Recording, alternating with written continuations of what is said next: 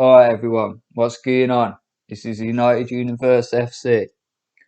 David De Gea has staked his claim for the number one shirt this season, and with Dean Henderson now back in contention, his form has improved at the perfect time for Manchester United.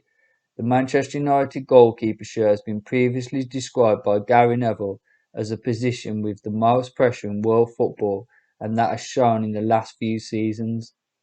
De Gea had been the undisputed number one goalkeeper at the club for the best part of a decade, and after 3 seasons in a row of stunning form, he seemed to have the position locked down as his own for as long as he wanted it. But after 18 months or so of dodgy form, his place was suddenly under threat. De Gea made noticeable errors in big games, namely the FA Cup semi-final against Chelsea at Wembley, and United fans lost patience. In stepped the academy starlet Dean Henderson, who had impressed while out on loan with Sheffield United and earned himself plenty of plaudits at Old Trafford.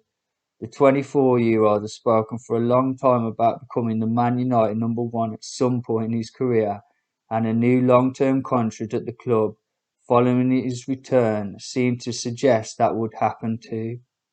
And it happened, it did. He was forced to wait for his chance for a run in the team, but once De Gea had returned to Spain for the birth of his first child during the pandemic, Henderson was afforded the chance of an interrupted spell. He impressed too, keeping 4 clean sheets in 8 Premier League games, plus 3 clean sheets in 4 Europa League games. De Gea returned and was firmly second choice, featuring mainly in the Europa League towards the end of the season, much like Henderson had done at the start. He now had to fight for his place, a position he hadn't been in since the first season at the club, where he was competing with Andreas Lingard for the jersey. But as time went on, Henderson made a few errors that were attributed to inexperience, and De Gea started the Europa League final against Villarreal, where he will be remembered for conceding 11 penalties and then missing the decisive one in the shootout defeat. It was expected that Henderson would start the season as the number one keeper, but then he tested positive for COVID-19 and suffered with symptoms for a while afterwards. It provided the Spaniard with a second chance to claim the shirt as his own, and he hasn't disappointed. United have kept just 1 clean sheet in their 4 games so far, but De Gea couldn't do much about any of the goals. Luke Ayling scored a screamer on the opening day for Leeds.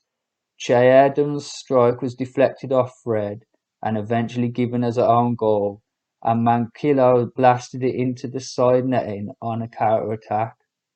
What he has done though is show improved communication, more of a willingness to come off his line, to sweep up and relieve pressure on his defenders, better distribution, and also the revival of his ability to make match-winning saves.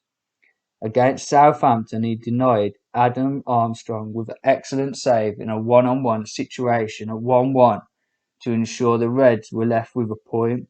Against Wolves, he made an incredible double save with the game still at 0-0 to provide the platform for Mason Greenwood's goal to be the winner. Against Newcastle, he denied Joelinton at 1-1 with a strong arm and then played a stunning long pass to launch the counter-attack that led to Bruno Fernandes's goal to make it 3-1. He has become influential once again, and with Henderson returning to action finally for the under-23s on the same day, it couldn't have come at a better time. He's earned back the trust of his fans. The defence looks comfortable in front of him, and he's become decisive and reliable once more. United fans should be and are delighted by it, and are hopeful that this could be the return to top level performances that De Gea is capable of. Considering he's been a regular since the ripe age of 18, it's easy to forget that De Gea is only 30 years old.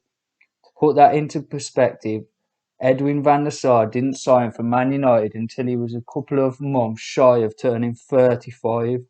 There is plenty of life left in De Gea, and if he is now over that blip, then there is no competition as to who the number one should be.